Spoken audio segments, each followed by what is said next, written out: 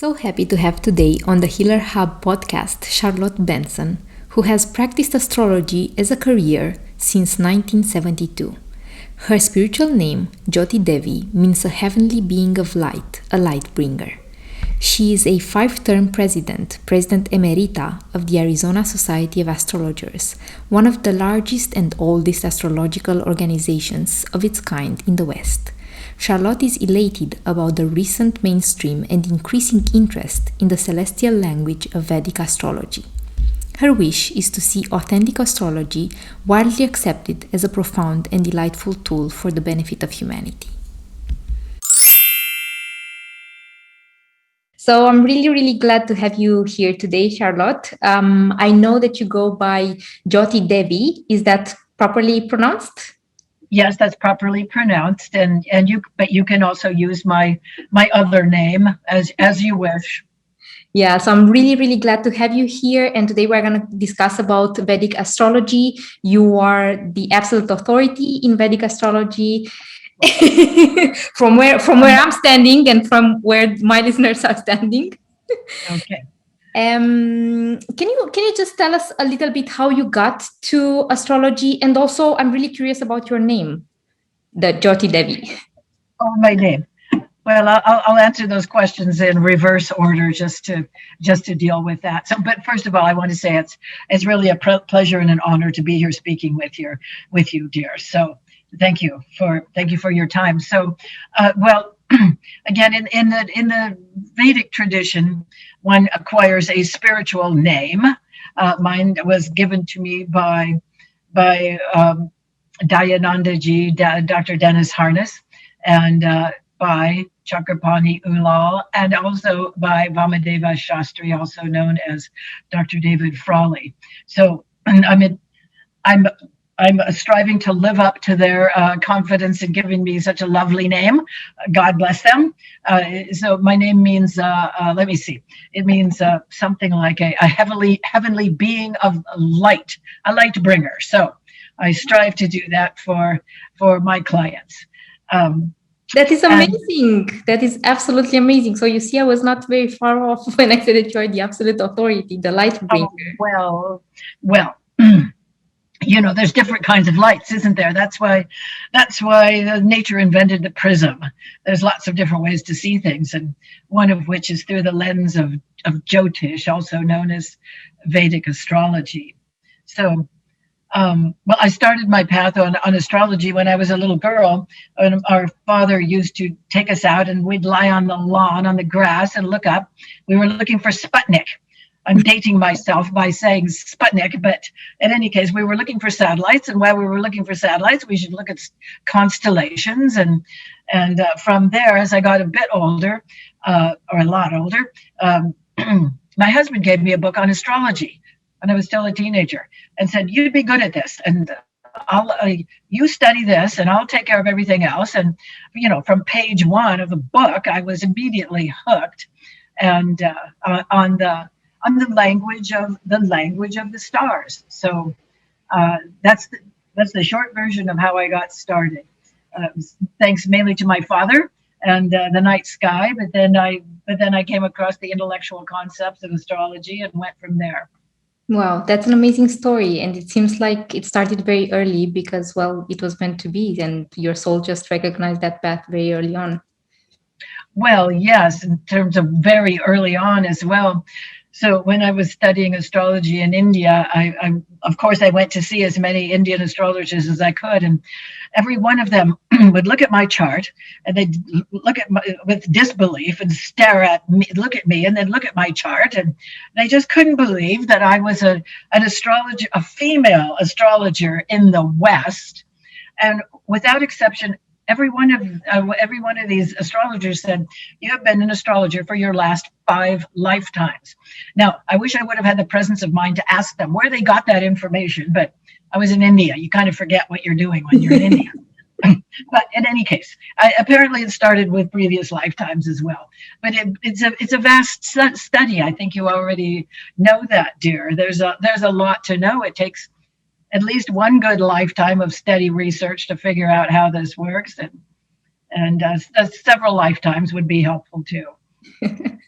Yeah, I can see that, and I can see that you are really passionate about astrology, about Vedic astrology, and it also comes across the fact that you use it to serve people.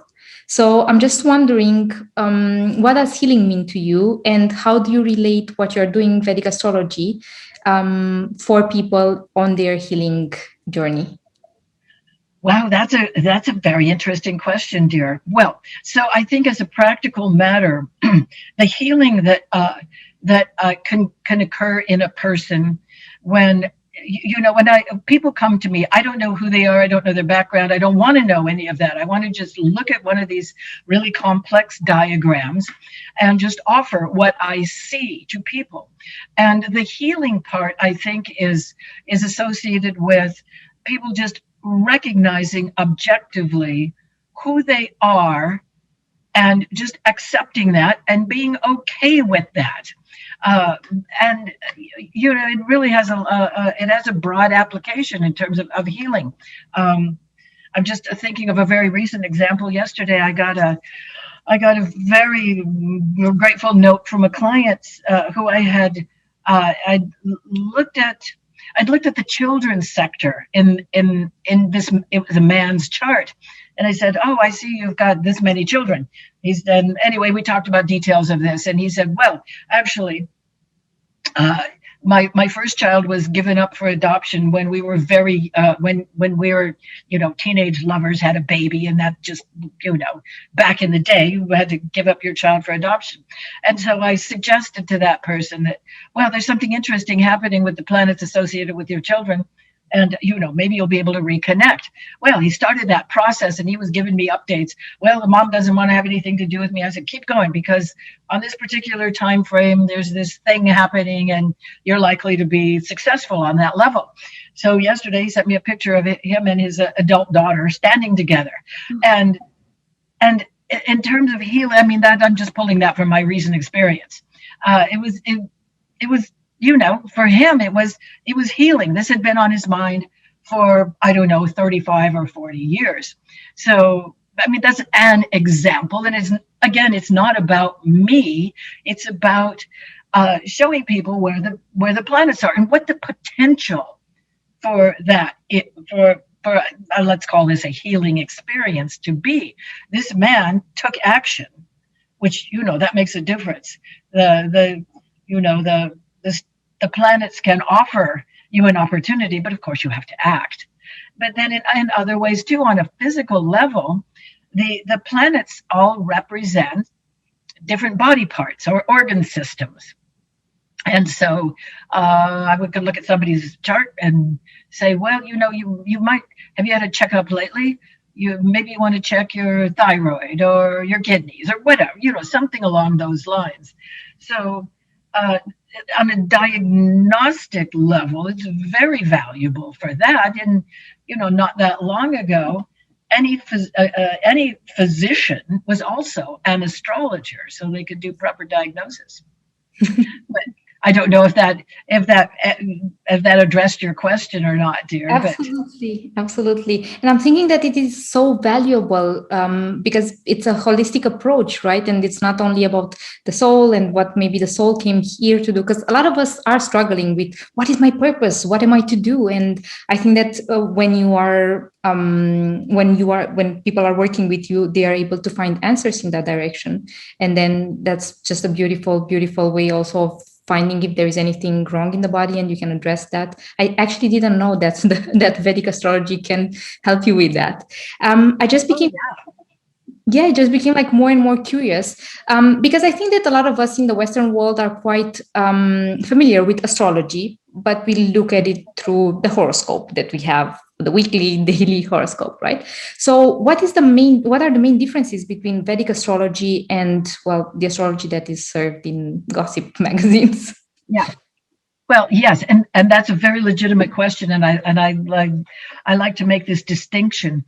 So what I think that most of what your listeners and most people in the West are familiar with is called tropical astrology. It's associated with, well, I don't want to get too technical, but it was called tropical astrology, in contrast, to Vedic astrology, that's just the popular term for it, is Vedic astrology. We could call it Hindu astrology, or we could call it sidereal astrology. Sidereal means associated with the stars. So the Vedic astrology actually measures the planets from the literal backdrop of the stars that the planets are crossing in front of at any given moment. In Western astrology or tropical astrology, these are symbolic signs. But if, for instance, today, if you were to ask a scientist or an astronomer, where is the sun today? In what sign is the sun today? That's the scientist, the astronomer would say, in the last degrees of the sign of the Ram. So you're saying to yourself, but wait, it's May. The sun is in Taurus. No, it is not. The sun right now in mid-May is in the constellation of the Ram, Aries. So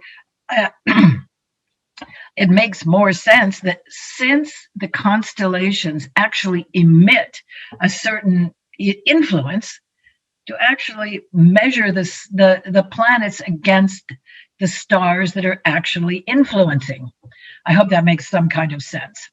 If it doesn't, well, we'll have to have a longer conversation about that another time.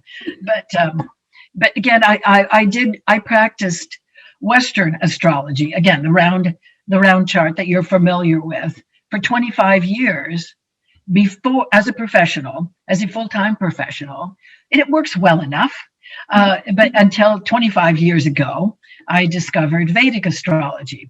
And another analogy is a Western chart, I tell my clients, is like a really good high-resolution photograph of yourself. Lots of information there. But the Vedic map of the sky is like an MRI or an X-ray. It shows you what you really are. So that's why I immediately shifted once I found the value in what I'm looking at currently. So that happened by you traveling to India and being mentored by different Vedic astrologers. The shift. Well, that happened at just me. At a major turning point in my own life, attending a conference, having the good sense to go, what Vedic astrology? What could that be? I know everything about astrology because I've been a practitioner for 25 years. I must know everything. Well, I did not. So that opened up a new portal in my mind. And no, I discovered this in America, and then from then on, I was committed to volunteering for the college of which I'm now the president. But anyway, that's the short version of that story.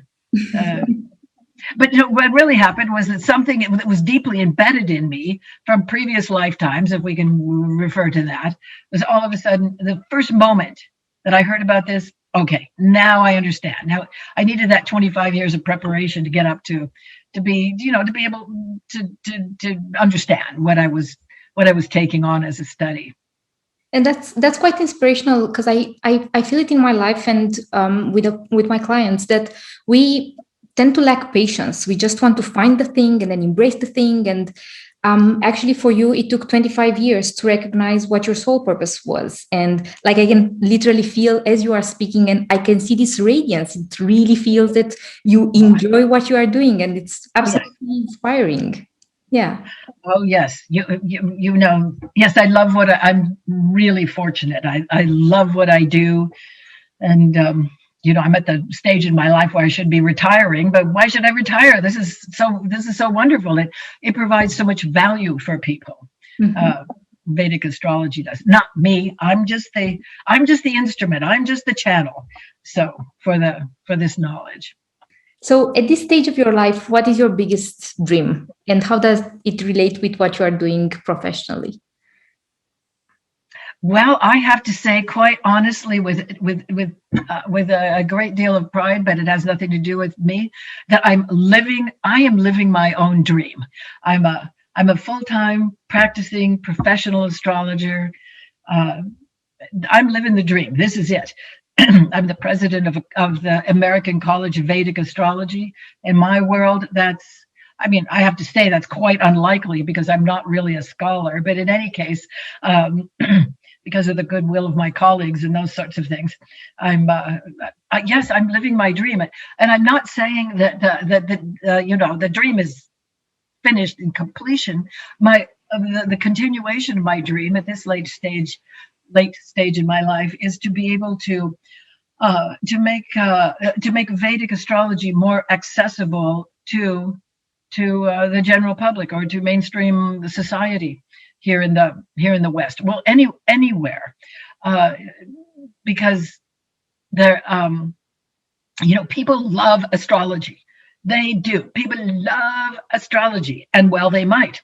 But it also has, it has a questionable reputation as well, because people that have read 6 books on astrology will call themselves professionals and spout nonsense. And I mean, with all due, with the best of intentions, but again, I would really, my dream is to see astrology accepted to the degree that, well, something like, I don't know what, chiropractic or homeopathy is, and where it would be standard in grade school or high school for testing. Wouldn't it be great if high school guidance counselors had a kid's chart to look at and looked at their 10th house of their career and said, you should go to trade school, or you've got the discipline to become a doctor, or whatever it is. But again, my continued dream is for further societal acceptance of this science. Yeah, that's really interesting, because I think it would be much simpler for so many of us. Like, the struggle would be a little bit less, I imagine, on what to choose, like what to choose professionally, what to choose personally, where to live maybe. And so I can literally see that there is so much passion that is coming when we are talking about this.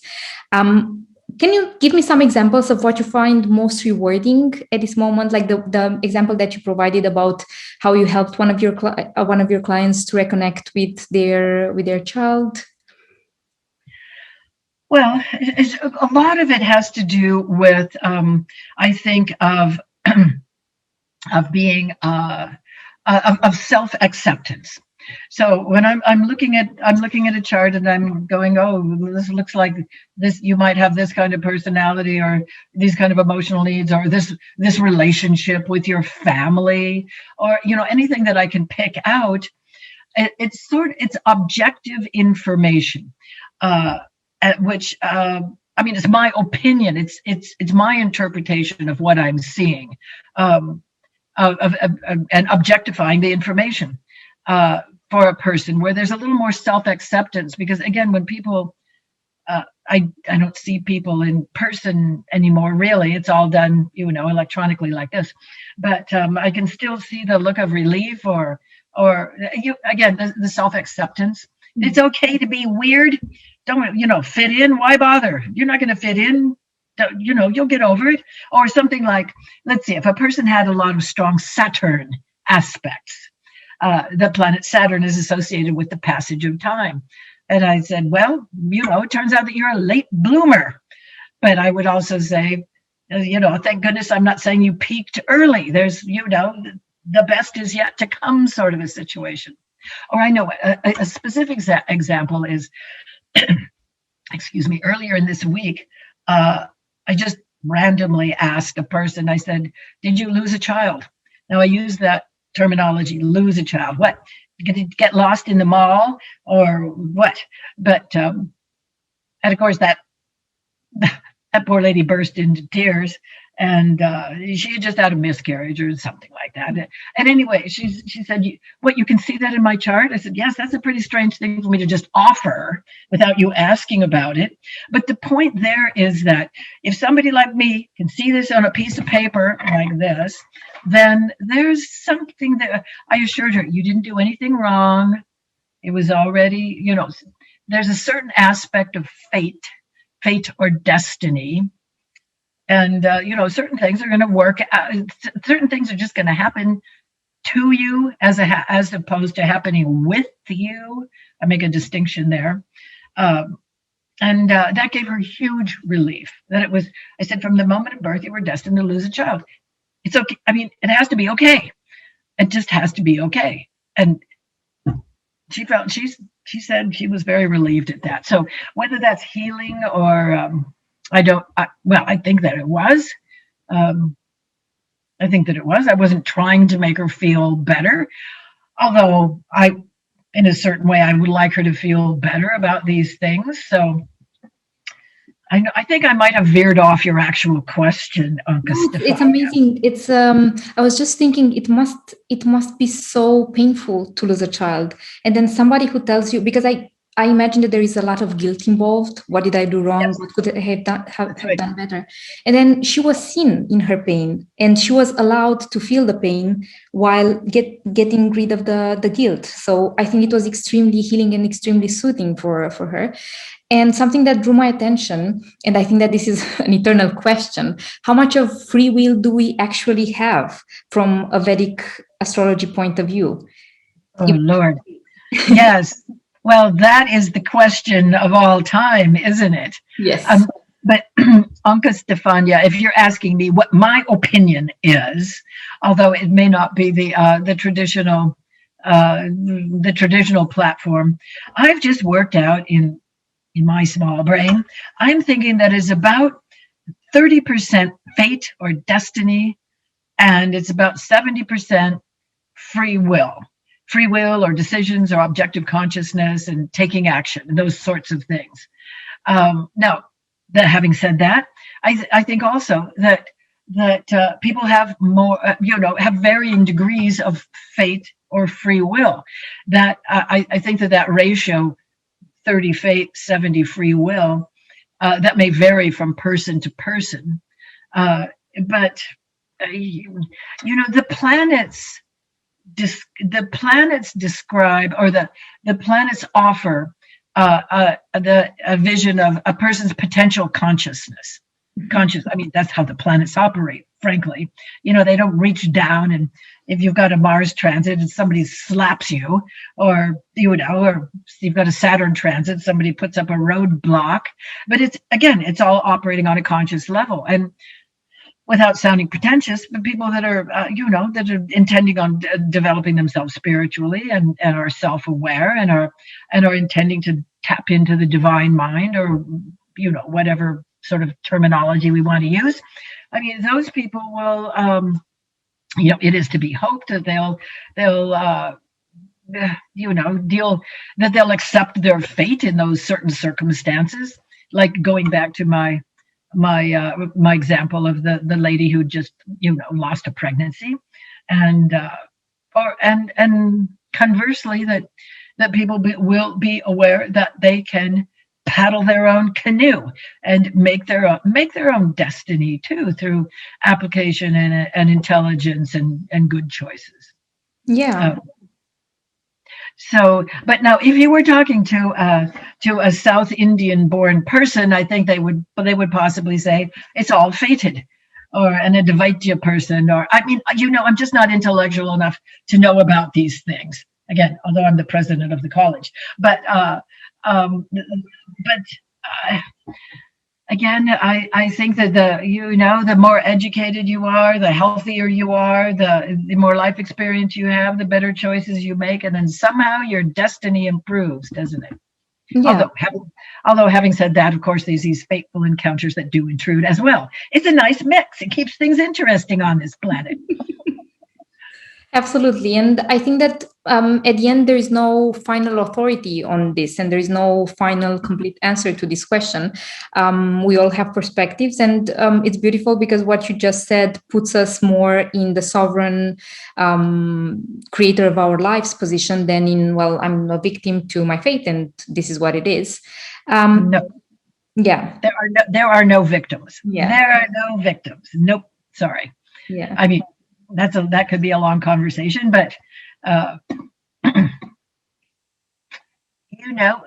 person defines who they are, no matter what planets what planets are imposing themselves. I mean, there might be, within variations. Oh, I think there's a good analogy that I learned from Vamadeva Shastri, Dr. David Frawley. And there's the analogy in terms of fate and free will. Maybe you've heard this before, but if you have, it bears repeating. There's there's a really quaint analogy of a cow staked with on a tether or on a leash. How long is the leash? We don't know. Staked to the ground. So the cow within this certain framework, or certain, what is it, 30 feet, 300 feet, 3 acres? We don't know. Has the choice to wander around in that pasture or whatever to a certain, to the end of that tether. So again, there's a certain amount of free will within the fixed karma. There's 5 types of karma. We can talk about that another time, but so this is the connection that I would like to make between Vedic astrology, because it's through a karmic pathway where the percentages of free will and sovereignty come also from previous lifetimes and the karma that you have in this life. And it's, of course, a perspective that could be valid if you choose to approach it, or you can just, decide that you can do that you can make your life exactly as you please. I'm just interested in how does the whole process start. So let's say that somebody wants to have a consultation with you. What can they expect? And also, maybe we can comment on the different life stages. Like, for example, around 27, 28 in traditional astrology, tropical astrology, we know that we have Saturn return, right? And that's a big thing for most of us. Can you just explain from a Vedic astrology point of view which are the different stages? Well, gosh, that's there. I mean, there's so many different stages. Yes, but based on the planets. Again, you just made the reference to the planet Saturn, which is, excuse me, one of the, carving back around to the question about fate and free will. So Saturn is one of those planets that shows up at age 29 and a half or 30 or somewhere in that range. That's the cycle of Saturn, is 29 and a half years, where anybody finally becomes an adult. Childhood is behind them at that point. And they've that cycle of 29 and a half or 30 years, a person understands the truth and consequences and accountability. And then, that's one stage, and that's really important. And if a person came to me at that age, I would say to kind of pace yourself. This might be slightly different than what you've been expecting, but grow up. Put on your big person panties and just deal with what you have to deal with. I say that in a loving way. I have a sense of humor as well. You have to keep a light touch with these serious subjects. But then for something, again, speaking of, sense of humor, then just at age 36, a person will have their 3rd Jupiter return. Jupiter returns to the place it was born every 12 years. So at the age 36, now that typically is a fairly easy year, or you have better tools to understand your place in the world, and maybe external circumstances in terms of money and finances and things are better, because that's what Jupiter represents. Or really, I think the real value of a Jupiter return is that you understand what you really believe. There's a bumper sticker here in America that says, don't believe everything you think.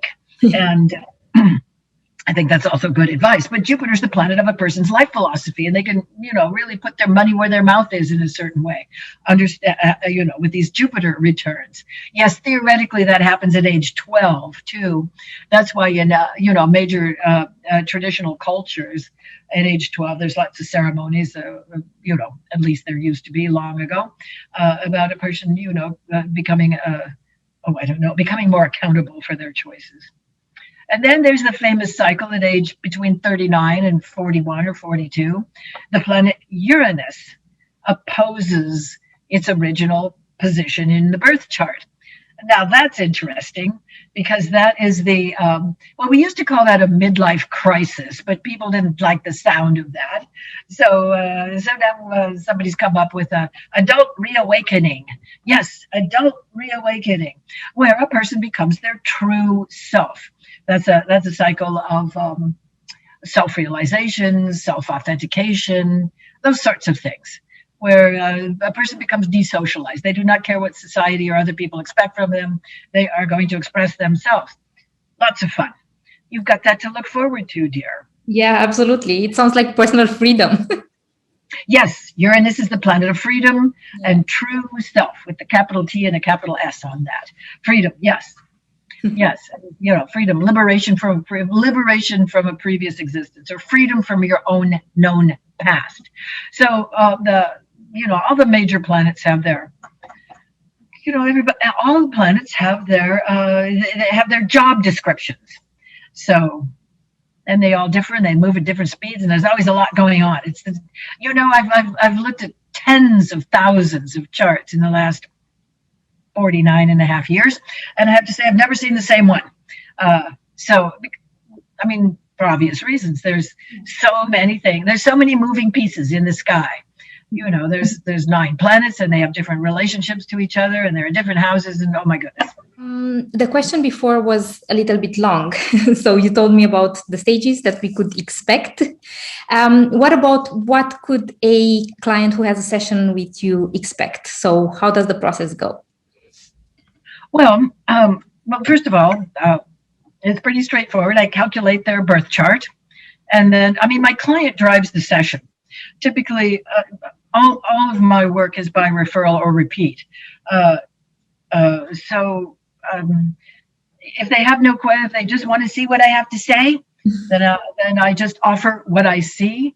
And typically, once they figure out how this, what can be seen in a chart, they'll have some specific questions for me about what.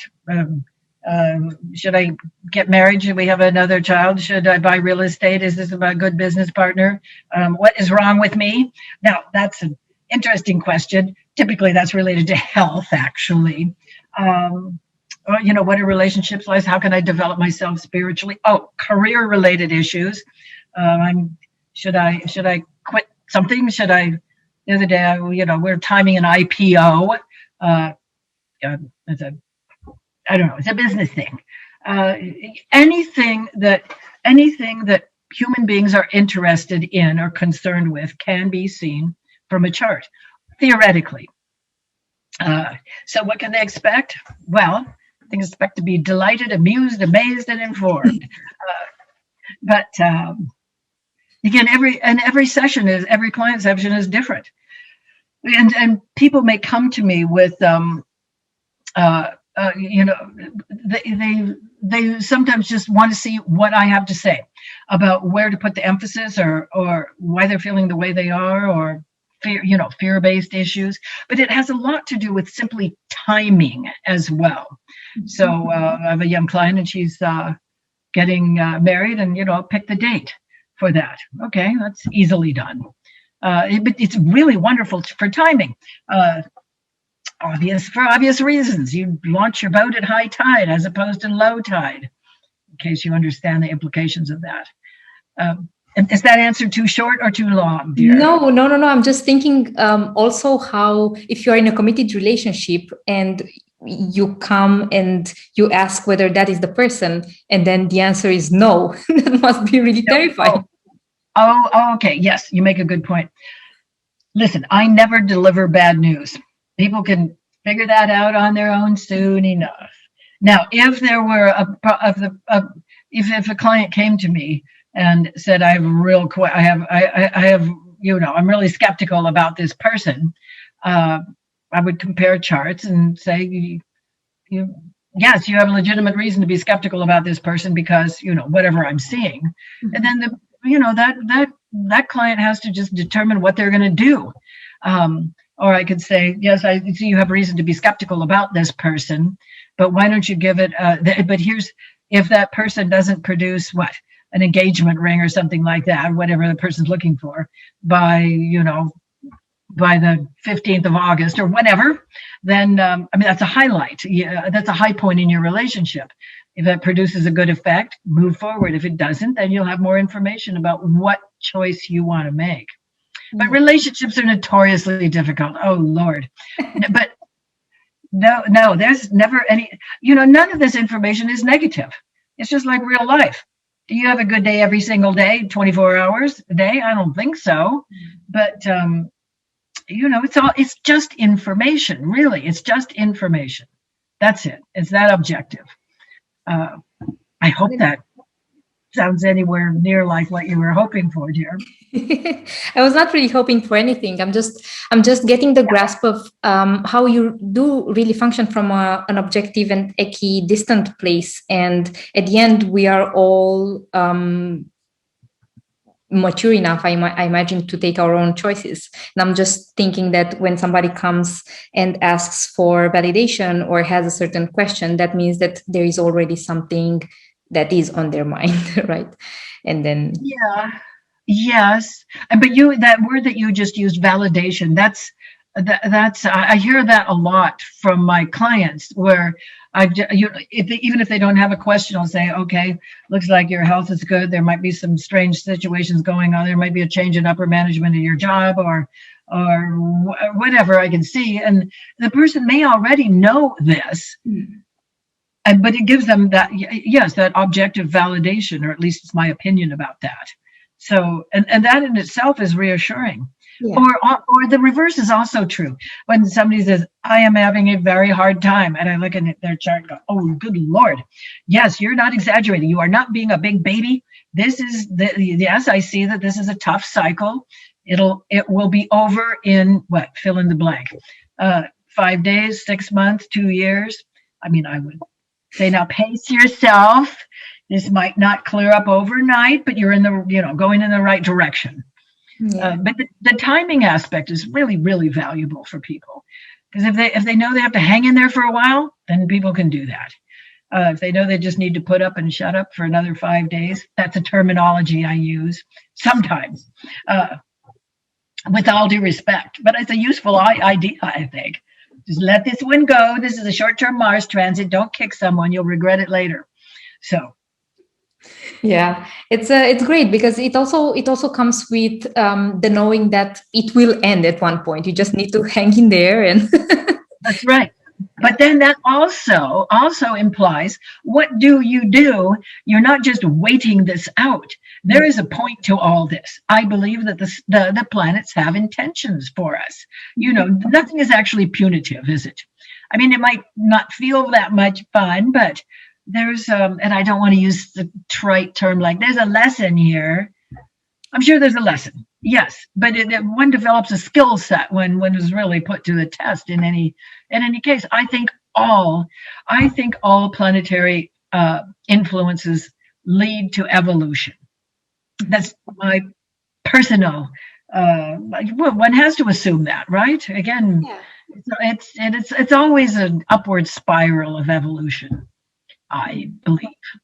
That's a wonderful perspective that you hold on life, and then I guess it all boils down to that. When you understand that everything is working for you and not against you, you are just brought to use that what appears in your life, and probably that what appears in your chart, for your personal development and for your upgrade, for your evolution. That is correct. Yeah. Okay. So I know that you prepared something for us. So I'm a little bit scared, but okay, we will do that. We'll look at my chart. Yeah. Well, so you remember me hearing that this is just information. There's nothing scary about it. Again, and you are in charge of your own destiny, aren't you? But there are certain traits and abilities that are embedded in you, which again, you minimize the weird, and you leverage the positive. But dear, this is, if you were coming to me as a client, I would say, what is the source of your birth time? Excuse me. What is the source of your birth time? You were born exactly at midnight? No, probably around midnight. But I don't think that my mother, she was in a lot of pain. I don't think that she realized exactly the time. Well, if you were coming to me as a client, I would spend some time grilling you about how serious are you how serious are you about this birth time. But we just have to use what we have here in this particular instance. Excuse me again. But I have to say that if you were born 28 minutes earlier, you would have a different rising sign. Now, in Vedic astrology, as contrasted to Western astrology, what everybody's familiar with, we don't talk about sun signs. That's just, with all due respect, that's just kind of silly. Oops, I didn't mean to say that out loud. But yes, there's a little bit of information you can get from that. Okay, you're born in the spring, whatever. Yes, but we don't talk about your sun sign. We are very interested in your rising sign because this changes every 2 hours. Mm-hmm. And that's why a time of birth is so important. So if for instance, in your case, if you were sitting on a bar stool in Mumbai and somebody said, "What's your sign, baby?" Now, I realize that's quite unlikely. But if that occurred, you would confidently say, "Capricorn. I am Capricorn rising." Now, I'm not sure you're Capricorn rising, but I'm just going to have to go with that. Mm-hmm. So that's the most important thing to know about yourself. You're Capricorn rising. All right. You're a very ambitious person. You're due diligent. You're interested in achieving things. You have a high degree of integrity. You're very strongly motivated to not make a mistake. Yes, you're motivated to excel because that's what Capricorns do. They like to leave a legacy. They like to climb the corporate ladder in a certain way. Now, don't get freaked out about the corporate bit. But all right, so we'll just stop there. We'll just say in your chart, dear, you are Capricorn rising. Therefore, out of all the planets in the solar system, your special planet is Saturn. Now, that means your birthstone is a blue sapphire, just for your information, if your time of birth is accurate. So you are Capricorn rising. Saturn is your special planet. Now, in your birth chart, as you can clearly see, your Saturn is down here in the lower tier of this chart that I sent you earlier. Here's the situation with your special planet Saturn. Your Saturn is in the 11th house. Yay! It's in Scorpio. We have to think about that. And it's retrograde. All right, here's what I just said. Your Capricorn rising. Your chart lord, Saturn, falls in the 11th house of the 11th house has to do with your social consciousness. By that, I mean in terms of civic, social, community, even quasi-political interest. You are really at your best. Your self-expression is at your best when you are in a group of friendly strangers with a common cause. Civic, social, community, even maybe political, a little bit. Now, additionally, your Saturn in this placement is also in the same sign as the planet Uranus. Now, this puts all of that, what I just said, with a twist.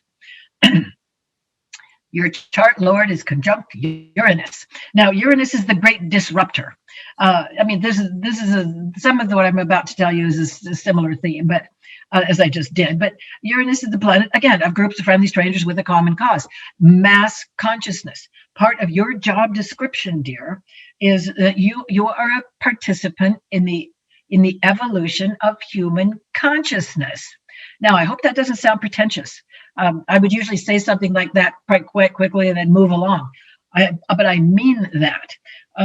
Uranus is the planet of social movements and group consciousness. Uranus is okay, so back to you. This says that you are also a great sociologist or an anthropologist. You're interested in the human condition. Now, Uranus is also the planet of freedom. Pardon me. So, although you're Capricorn rising and you always want to do the right thing and you even more intently want to avoid doing the wrong thing, this is with a twist. You're quite an independent, self-actualized person, or you've got the potential for that. You're still quite young, but again, here's another aspect. Your chart lord, Saturn, is in the constellation of Scorpio, which is all about metaphysics. So this also says that you're a great digger or researcher or detective. You can see through lead walls. Now, that's a gross exaggeration, obviously, but I wouldn't want to keep a secret, try to keep a secret from you. But the metaphysical part. Now, this is an interesting combination because you're Capricorn rising. I know I keep saying that. If you were my client, I would continue to say that because this is your basis. You're Capricorn rising, so this kind of takes the straight and narrow. Don't make a mistake. Save money for a rainy day. It's a dog eat dog world out there. But but it also says that you're not going to be climbing the corporate ladder. You're going to be climbing a rope ladder over a wall into an unknown world or something along those lines. Now, your Saturn, your special planet, is also retrograde. Now, that's neither bad nor good. You've probably heard about the phenomenon that the planets can apparently be retrograde or go backwards. That's apparently. Of course, they can't do that. But that has a specific significance as well. This says you're a late bloomer, or you don't take this straight forward. For you, the value is in is in the experience of wandering around or something like that. There's no straight path forward here. But you see how I can go on. Now, I've just talked about Capricorn rising in your chart, Lord Saturn. But then I'll just set that aside. Another very interesting aspect or a very important aspect of anybody's chart is their moon sign. So we're much more interested in your moon sign than your sun sign, because the moon stays in any given sign for 2.5 days. The sun stays in a sign for a month. The moon stays in a sign for 2.5 days. So, and the moon represents your habitual state of mind. So congratulations, Anca Stefania, you have an exalted moon. Yay. Now, in a more just universe, you could put this on your resume. Has an exalted moon in the 5th house. Okay, so now here's what I said. Your moon is in Taurus. Now, your rising sign is an earth sign, Capricorn, and your moon sign is an earth sign, Taurus. So, you're a practical person. You like the finer things in life. That's the moon in Taurus, likes stuff. Also loves nature, but again, the finer things in life. What are we talking about? I don't know what. Antiques, nice cars, jewelry, fixed assets, precious metals, sure, all of that sort of thing. Now, your moon falls in the 5th house. Pardon me. Your moon falls in the 5th house. Now, this says that you're also you have a lot of emotion. The moon represents emotion for devotion. See, if you were actually my client, we were in a session, I would say, does that resonate that you have a lot of emotion for devotion? Yes. Then you might just be being polite, but I hope that's a specific statement. No, it is very true. It is very true. And that's not because your moon is in Taurus, it's because your moon is in the 5th house. Now, congratulations. I'll tell you what, I'll explain this explicitly so that, we live in such a wonderful world. You can actually go online and search for these terms. This is what I tell my clients, because I have so many things to tell them. I can't tell them everything. But you would go online and search for exalted moon in the 5th house. You would like what you read there, because the 5th house is the house of, I'll use the terminologies, Purva Punya. Purva Punya means past life credit. Past life credit. So apparently you came into this lifetime with a lot of nice, with benefit in your escrow account somehow. But the 5th house is also the house of love received and creativity and fun. The 5th house is the house of fun, sports, entertainment, recreation, children, being the beloved. So this says that you are the beloved. Now, when I say that something like that, I hope that probably sounds like an old lady thing to say. I'm an old lady. What do you expect? The thing is, see, if I said that to Well, I am saying that. You're Capricorn rising. Capricorn rising people are remarkably subject to feeling guilty about things, or less than, or minimize themselves, or you're quite a perfectionist as well. Don't judge yourself on that. But so because you're Capricorn rising and subject to the Saturn-based emotions of fear and guilt and sense of lack, I would say visualize or I don't know, maybe characterize yourself as the beloved. I realize it's a concept, but it can easily make that case because you have an exalted moon, yay, in the fifth house of love received and creativity and arts and entertainment and all sorts of things like that. So no, we just touched on your rising sign and your moon sign. You can imagine how far we could go here, but well, here we'll just go in this other direction too. Congratulations, you have Mercury in its own sign of Gemini. Yay! So, and it's in the same place as Venus. You have a Mercury-Venus conjunction. This Mercury is the planet of information. Venus is the planet of love. You love information. You're an eternal student. You are probably the teacher's pet. I'm not sure about that. You're laughing. That means yes. And you have a very high work ethic, not because you're Capricorn rising, yes, but also because you have two planets in the sixth house of efficient and effective functioning. I just dropped the idea that you're a perfectionist. Well, that might be an exaggeration, but maybe not. At least you strive for that. You have a real interest. So I said efficient and effective functioning. So this means you're also very interested in health and well-being and diet and cleanliness and keeping your ducks in a row and all that sort of thing. But really it says also that you love knowledge, you love information, you love languages, you love ideas, you love conversation. And then if we look at and just randomly look at another combination in your chart. Now this is unusual, but I don't know what I'm going to tell you about this, so you'll just have to take what you can get here, dear. So you have Mars conjunct Neptune.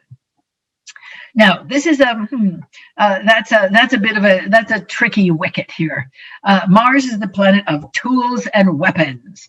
It means what you desire and how you get it. Your Mars is in Sagittarius, and this says that you will fight for a principle, and that you're a philosopher. Now, your Mars, planet of tools and weapons, is in the same place as Neptune, the planet of the superconscious mind. So your greatest tools and weapons, dear, are your spiritual practice. I mean, it looks like you're a great manifester, creative visualizer, praying, fasting, chanting mantras, all of that. That is your strength. When you were younger, you could have been a little bit naive or very naive. And we could talk about other, now if this weren't in a public venue and you were my client, I would be revealing some other things about this, but see, none of it is negative. It's just stylistic. Yeah. Now, I realize I just invaded your personal space in this course of 5 minutes, but absolutely not. Wait. Yes, tell me. Wait, there's there's more. So if your time of birth is between, what did I just say? Between 11:30 and midnight, 11:30 p.m. and like 1:20 in the morning. Excuse me. Then in your career sector, in your 10th house, you have two planets in the house of your name, your game, your fame, what you be famous for, how you identify yourself, or good works done for the world. In your house of your career, you have Pluto and Ketu. And so, again, you could go online and search for Ketu in the 10th house. And that would say that you would have a lot of different careers, and also the type of career that could be really self-manifested. You're better, dear, being your own boss. Let me put it that way, because your career is going to be very unusual. A very small percentage of the population would have this really unusual sort of free form career. Now, the value of that statement, if it's true, would be, people, if you came to me and said, I don't know, we're worried about or concerned about your career in some way, I would say, well, listen, it's okay. You're going to have a bunch of different career paths. Just go see what you can come up with. It's going to be unusual, and it's best if you can be your own boss. So just have faith in doing that. It's certainly not going to be standard. But okay, I'll set that aside. That's K2 in the 10th house. Yeah. But you also have Pluto there. Now that could be a long conversation. I'll keep it as simple as I can. Pluto is the planet of birth and death and rebirth. Pluto is the planet of shadow issues and intensity. This also says you could be a great psychologist, psychiatrist. You're a good digger, researcher. You could look under rocks. You'd be a great industrial spy. I'm not suggesting that, but uncovering the occult. Occult means hidden. So that's just a teensy bit about, that's scratching the surface. That's 1% of 1% of what's in your chart. There's a lot here. So I hope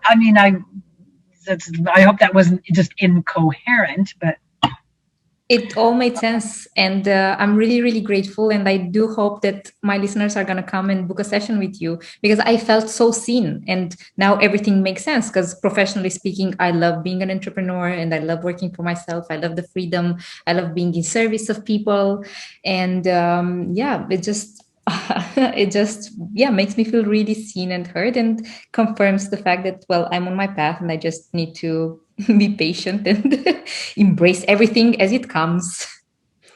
That's just good policy, getting through life, dear. Yeah. Yeah. Thank you so much, Charlotte. This was I really appreciate your time, and I really, really appreciate all the knowledge, all the information, and more than anything, just your passion. And I'm sure that the listeners are going to feel your passion, well, for life and for what you are doing. Well, I'm also very grateful to you too, dear, for this opportunity. But, I wanted to make this point too, that, astrology is a language. It's the language of the stars. It can be learned. And I'm not saying this because I'm the president of the American College of Vedic Astrology, although I am. And of course, I'm not suggesting being an astrological professional consultant is the path for everybody. But again, just as it's like knowing your blood type, or knowing any other thing about yourself that's subtle or hidden. Again, this is an information technology. It's a great life hack. Not to use the current terminology. I don't like the idea of hacking in anything, but in any case, just being, again, the idea is being at the right place at the right time, or at least the right time, makes a huge difference, doesn't it? So, yeah. But again, I'm glad that you found this useful and or entertaining, and I remain at the disposal of your listeners, dear. Yeah, so we're gonna place the links to your website where everybody can see your website and who you are and the services that you are providing. And I'm sure that they are gonna find it extremely helpful, because it just offers you basically an insight into your life and what you are supposed to do. And if you are, well, humble enough to follow that, I think that it's gonna be far easier than going from, well, I don't understand, why am I here on this on this planet, and what is happening in my life. Yeah. Well, thank you, dear. I'm glad to be of service to you. So that's it. So onward and upward. Great. Thank you. Thank you so much. And I'm really, really happy that we were able to make this interview. And yeah. Well, likewise, dear. All right. Well, you take good care, and thank you for the opportunity. Thank you. Have a happy